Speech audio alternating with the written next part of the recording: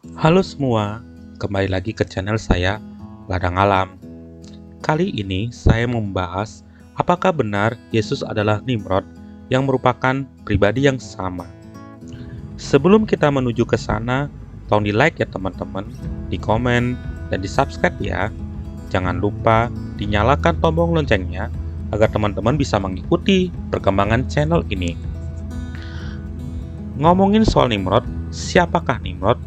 Nimrod adalah raja pada zaman Mesopotamia kuno yang hidup sejaman dengan Nabi Nuh, putra dari Kus Raja Babilonia yang mendirikan kota Niniwe.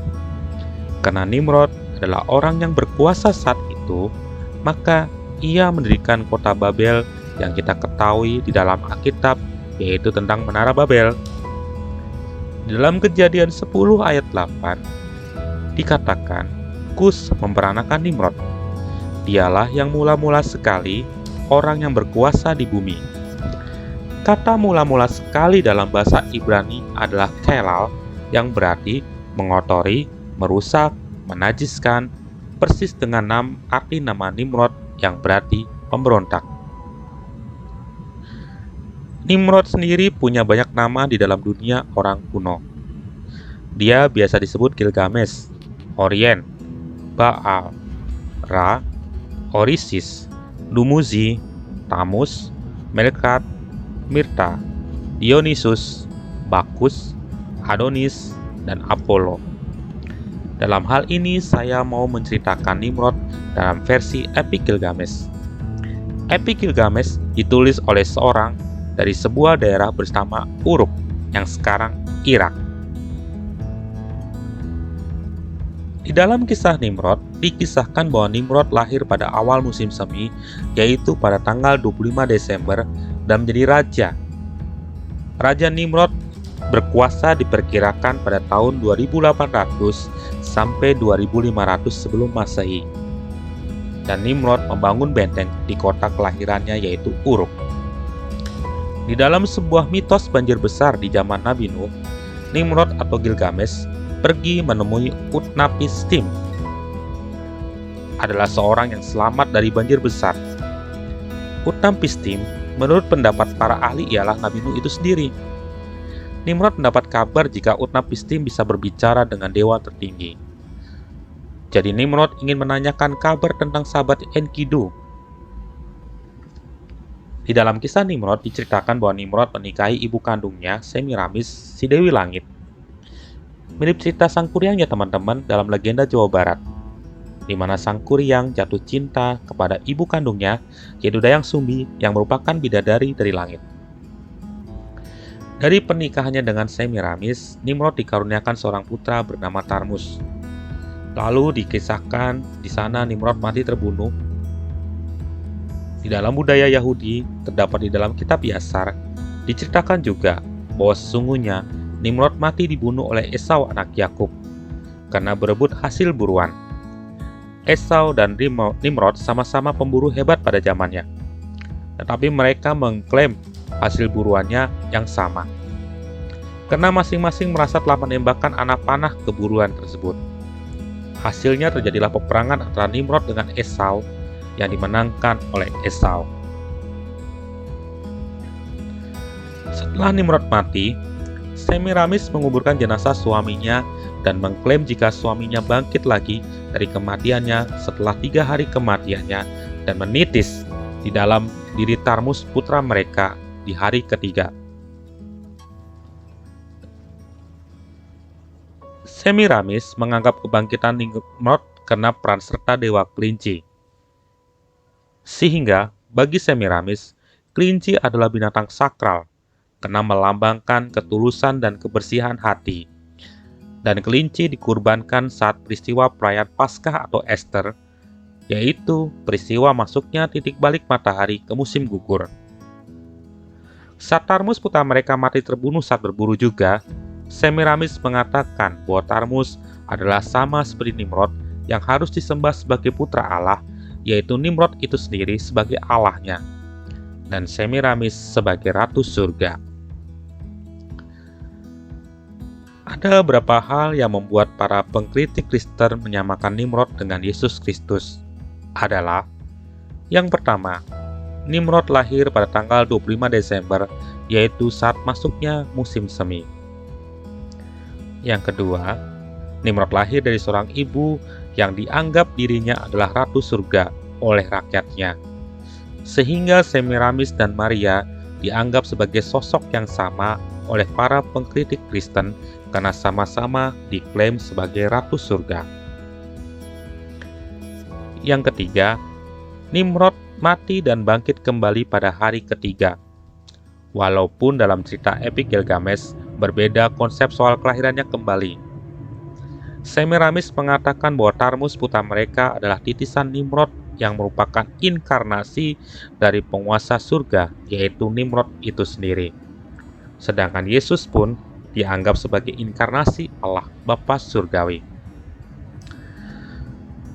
Beberapa budaya Mesopotamia kuno yang masuk ke dalam budaya Kristen, sehingga mereka berasumsi bahwa Kristen adalah turunan dari agama Babel tersebut. Budaya-budaya itu salah satu contohnya ialah yang pertama soal pohon Natal. Mereka menganggap pohon Natal adalah penyembahan kepada dewa matahari, yaitu Nimrod itu sendiri, karena meletakkan lilin-lilin dan hadiah di pohon Natal sebagai hadiah kepada dewa matahari.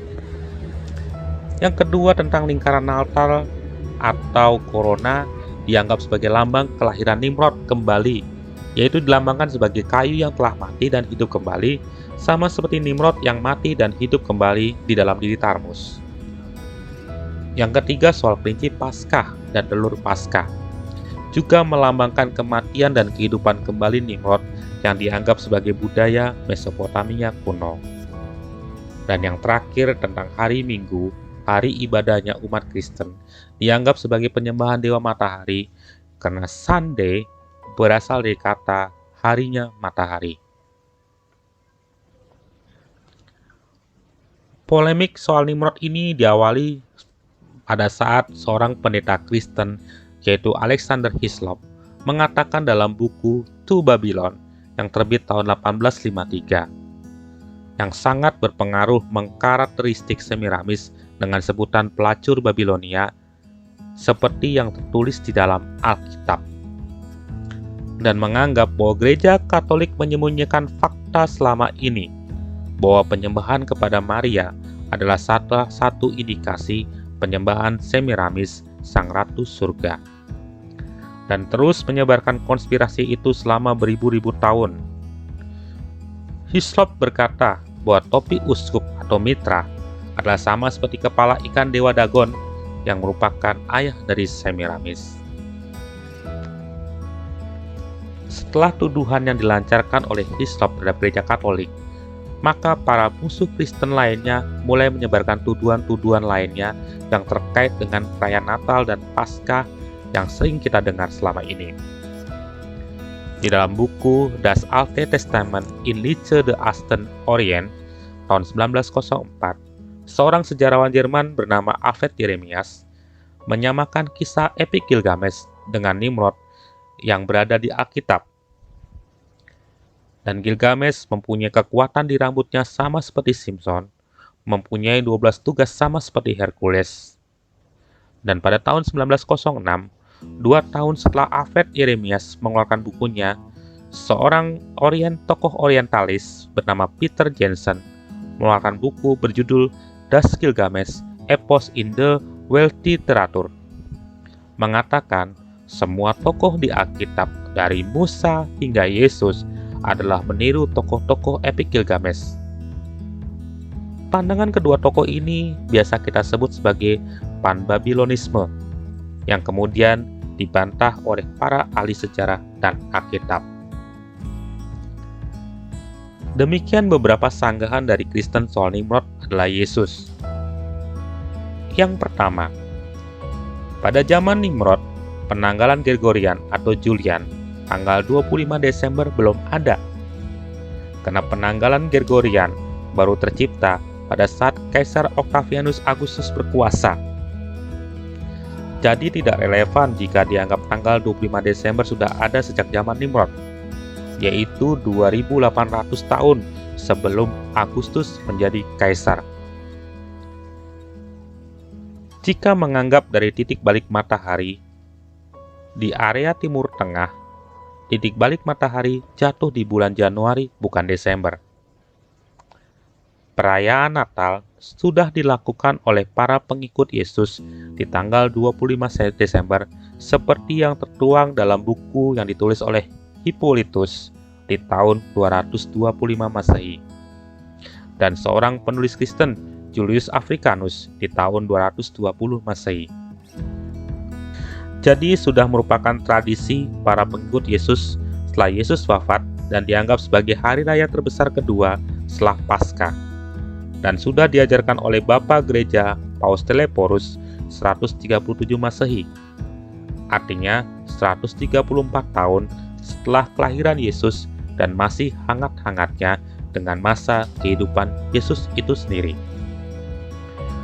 Yang kedua, dalam ajaran Katolik, Maria diangkat sebagai Ratu Surga tidak semena-mena mengambil dari julukan Semiramis sebagai Ratu Surga agama Babel. Gereja Katolik tidak pernah menyembah Maria seperti dewa. Katolik hanya melakukan penghormatan terhadap sosok Maria yang punya peranan besar terhadap kelahiran Mesias. Paus Martin tahun 1831 sampai 1846 menyebut Maria sebagai ratu yang sempurna, perawan kerajaan, dan ratu langit. Sebutan itu disempurnakan oleh Paus Sixtus yang menyebut sebagai Ratu Surga. Penyebutan Ratu Surga didasari karena Yesus sebagai Raja Surgawi yang bertahta. Sehingga dalam budaya patriarkir, kerajaan jika raja tidak mempunyai permaisuri, maka ibu raja atau ibu suri disebut sebagai ratu. Karena Maria, ibu Yesus, dan Yesus adalah Allah Tritunggal, Raja alam semesta, penyebutan Ratu Surgawi kepada Maria adalah bukti tanda penghormatan terhadap Yesus itu sendiri. Yang ketiga, Nimrod mati dan bangkit kembali setelah hari ketiga. Sebenarnya telah dibantah oleh epik Gilgamesh itu sendiri. Karena Nimrod tidak benar-benar bangkit dari kematiannya, sama seperti Yesus yang ditulis di dalam kitab 4 Injil yang saling berbeda latar belakang. Keempat penginjil itu tanpa saling mengenal, tetapi mempunyai bahasa yang sama, yaitu Yesus bangkit dari antara orang mati, sedangkan Nimrod dinyatakan bangkit oleh ibunya sendiri, yaitu Semiramis. Yang keempat, Pohon Natal dimulai saat Santo Bonifacius melakukan perjalanan ke Jerman dan Prancis. Ia bertemu dengan sekelompok orang yang menyembah dewa Thor dan mengorbankan anaknya di bawah pohon ek tersebut. Lalu Santo Bonifacius merubuhkan pohon tersebut. Maka dari akar pohon tersebut tumbuhlah pohon cemara. Dan kisah kedua tentang Martin Luther, tokoh reformasi Kristen, saat berjalan-jalan di sebuah hutan cemara, takjub dengan indahnya bintang-bintang yang tembus ke dalam ranting-ranting cemara. Sehingga ia menebang pohon cemara kecil dan membawanya pulang, lalu meletakkan lilin di pohon tersebut. Itulah asal-muasal pohon Natal, beda dengan klaim para pengkritik Kristen. Yang kelima, lingkaran Natal Advent adalah sebuah tradisi yang dilakukan oleh Gereja Katolik sebagai persiapan untuk menyambut masa Natal dan mengingatkan akan mahkota Yesus di Kalvari. Makanya namanya Corona, karena itu artinya mahkota. Lilin sebagai tanda persiapan menuju pertobatan hingga sukacita saat kelahiran Yesus dan disematkan di dalam lingkaran Natal tersebut. Lingkaran Natal tersebut dimulai dari wilayah Skandinavia yang sangat jauh dengan Mesopotamia yaitu Irak. Maka klaim ini juga sangat tidak mendasar jika pengaruh wilayah dan budaya yang berbeda. Yang keenam, asal-muasal kelinci Paskah dan telur Paskah juga berasal dari kawasan Alsace di Jerman yang dibawa ke Amerika oleh para imigran Jerman sebagai kegembiraan anak-anak saat malam Paskah untuk menerima kue dan permen yang ceritanya dibawa oleh kelinci. Ini merupakan tradisi pengucapan syukur yang disampaikan kepada anak-anak dengan bahasa dongeng, sehingga menimbulkan rasa sukacita buat anak-anak. Maka klaim yang dinyatakan oleh para pembenci Kristen juga itu bisa dibantah karena budaya dan letak yang berjauhan antara Jerman dengan Irak. Yang ketujuh, mengapa umat Kristen berdoa di hari Minggu? Karena hari Minggu adalah hari kemenangan Tuhan, kebangkitan Yesus dari kematian. Diawali saat para rasul memecah roti untuk pertama kalinya setelah kebangkitan Tuhan, yaitu di hari Minggu. Itu tercatat di Kisah Rasul 20 ayat 7, yang bunyinya, pada hari pertama minggu itu, hari pertama minggu itu adalah hari Minggu, karena hari Sabtu adalah hari ketujuh di dalam budaya Ibrani.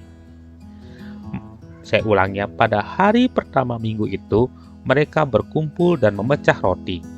Jadi perayaan ibadat di hari Minggu bukan berdasarkan klaim penghormatan terhadap Dewa Matahari, melainkan dari tradisi gereja itu sendiri. Yang terakhir, mitra uskup dari Dewa Dagon adalah tuduhan yang tidak mendasar. Karena mitra itu adalah mahkota yang digunakan para wakil Tuhan di dunia. Tuhan sebagai Raja alam semesta pasti memiliki mahkota sebagai lambang kekuasaannya. Bahkan di Katolik Timur masih menggunakan mitranya yang berbentuk mahkota. Tetapi di Katolik Roma sudah menggantinya dengan topi yang dibentuk seperti mahkota raja. Jadi itu bentuknya seperti mahkota raja, bukan seperti kepala ikan Dewa Dagon. So, teman-teman, tuduhan Yesus sebagai Nimrod atau Gilgamesh sebenarnya adalah tuduhan yang sangat-sangat tidak mendasar, yang mencoba merusak iman dan penghayatan kita terhadap Kristus.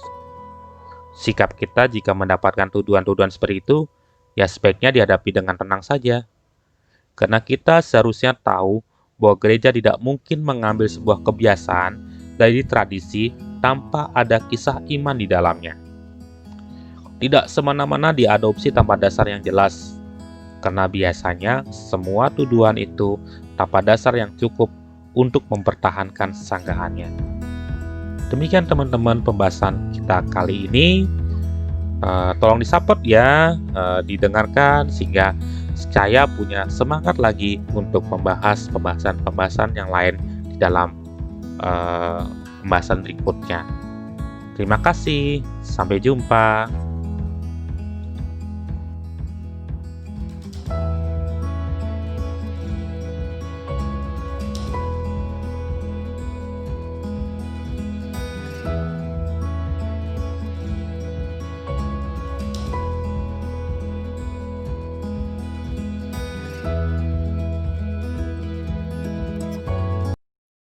Halo semuanya, channel ini kami dedikasikan untuk sahabat kami Niko yang telah dipanggil Bapa di bulan November 2020 akibat sakit TBC. Niko adalah seorang yang sangat suka melayani tanpa pamrih dan selalu berkomitmen. Dari Niko, kami banyak mengenal Alkitab dan jadi mencintai hidup berkomunitas dan menggereja. Niko juga sangat meneladani kerendahan hati dan sikap berserah kepada Bunda Maria. Karena begitu mencintai Bunda, sehingga Niko memiliki 300 koleksi patung Bunda Maria dari seluruh penjuru dunia. Patung Santo Santa serta koleksi beberapa jubah imam, perlengkapan misa yang menjadi kepunyaan pribadi. Rumah yang selama ini menjadi tempat pelayanan doa dan tempat pemeliharaan 300 koleksi patung adalah rumah kontrakan yang ditinggali Niko beserta mamanya yang sudah berusia 78 tahun. Setelah Niko meninggal, kontrakan rumah tidak akan diperpanjang dan mamanya akan tinggal di kos karena untuk mengontrak rumah biayanya cukup tinggi bagi wanita yang sudah jompo dan tidak mempunyai sanak saudara lagi. Sebagian koleksi patung dapat dilihat di website www.galerimaria.wordpress.com. Sepeninggalan Nico, koleksi tersebut akan dibagikan kepada beberapa kerabat dekat. Bagi kami, sahabat-sahabat terdekat Nico sangat sedih jika benda-benda koleksi Nico tercerai-berai. Karena di Indonesia belum ada yang memiliki koleksi selengkap kepunyaan Nico. Ditambah beberapa koleksi termasuk barang limited edition yang tidak diproduksi lagi dan punya nilai historik sejarahnya.